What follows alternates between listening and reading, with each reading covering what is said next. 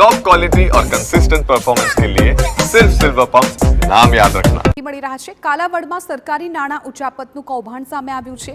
મામલેદાર કચેરીના આઉટસોર્સ કર્મીએ કર્યું છે કૌભાંડ। સમાજ સુરક્ષા વિભાગના ઓપરેટર ધ્રુવરાજે કર્યો છે ગોટાળો। 16 લાભાર્થીના 9.54 લાખની સહાય મળતિયાના ખાતામાં જમા કરાવી।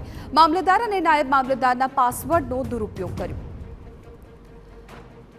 તો આરોપી ધ્રુવરાજ જાડેજાએ 16 લાભાર્થીઓ સાથે સંપર્ક કરી લાંબા સમયથી બંધ થયેલા ખાતા રીઇનિશિએટ કરાવ્યા હતા। તેણે મામલતદારના પાસવર્ડનો દુરુપયોગ કરીને બારોબાર 16 ખાતાઓની સહાય પડાવી લીધી હતી।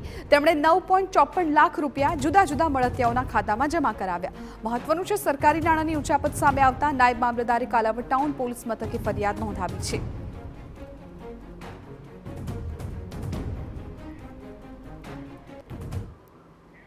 સમાચાર રાજકોટથી મળી રહ્યા છે। સરકારી હોસ્પિટલ